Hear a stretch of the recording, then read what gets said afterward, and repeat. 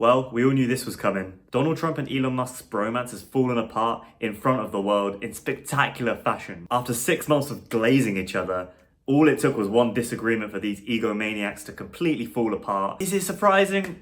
Not really. These are two of the most powerful men in the world. They're very used to getting their own way. What is surprising is the fact they're not pulling any punches. It's gone from disagreeing about a bill to Trump dissing Tesla to Elon claiming Trump's on the Epstein list. We're going to get into all of that, but first, let's take a look at what happened. So CNN have reported a timeline of all these events. I know CNN are gassed, by the way, about this. No one hates these two more than them. So Musk starts by dissing the bill, saying it's a disgusting abomination, and shame on everyone who voted for it, which is quite strong. Some of the criticism's fair. The last thing the US needs is more debt. They're over 35 trillion in debt, with over 2.5 trillion on interest payments alone, which is more than their whole defense budget, and that was Musk's point. The debt is nuts in itself, but to be honest, America's been doing this for years, and 4 years is not enough for one president to fix it, so they keep just piling more and more debt on, they say this isn't a problem I can fix during my presidency, that's a problem for the next president, I'm just gonna fix what I can in the short term. And it's been like that for years. It's been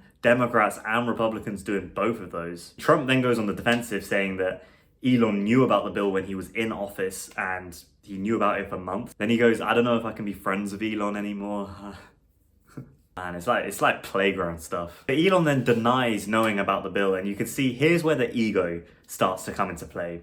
We're not talking about the bill anymore. He says, without me, Trump would have lost the election, the Dems would be in control of the House, and the Republicans would be 51-49 in the Senate. And then he says, such ingratitude. The bill's kind of irrelevant. It's the dynamic between these two that's clearly been tense for a while. And you know, when you move away from the actual topic that we're talking about, it's about to go left. It may be true that Trump would have got elected without Elon, but if you're bringing that up now, you don't want to talk about the bill. It's getting a little bit personal. You can see he started going after other Republicans who criticized the government debt in previous years and starts quote tweeting them. Trump then says this has nothing to do with the bill. And he says, Elon was wearing thin and I asked him to leave and I took away his EV mandate that forced everyone to buy electric cars that nobody else wanted. And he just went crazy. It was getting personal now. And Trump then says the easiest way to save money in our budget, billions and billions, is to cut Elon's government contracts. If this was genuinely how he thought he could cut the deficit and do good for America, he would have done this months ago. It's not. It's two egos battling it out. Musk then drops this huge claim being like, Donald Trump is in the Epstein files. That's the reason they haven't been made public. Wow.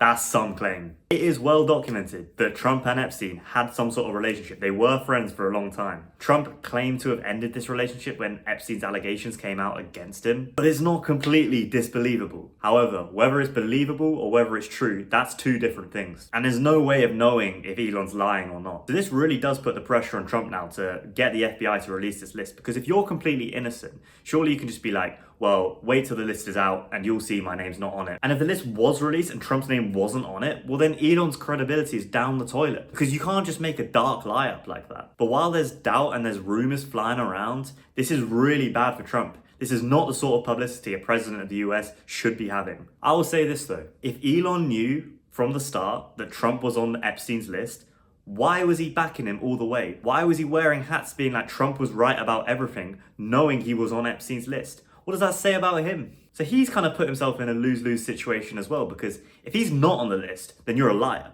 And if he is on the list, then you put £200 million of donations behind a guy who you knew was on Epstein's list and you stayed quiet about it. So it's clear to me that this is being driven purely out of ego, because if Musk really thought this was the right thing to do, then he would have done it earlier. Same with Trump when he's talking about cutting Elon's government contracts. If you thought that was the right thing to do, you'd have done it earlier. I feel like this must have been simmering behind closed doors, because this sort of escalation does not happen unless there's tension privately. But for arguably the two most powerful men in the Western world to resort to Twitter digs, it's pretty pathetic. The Epstein allegations though, that's serious and that cannot be swept under the carpet. You cannot go around making those sort of allegations without evidence. And if there are those allegations, you need to clear them up, especially if you're in government or the president. But will it? Probably not, but we'll see.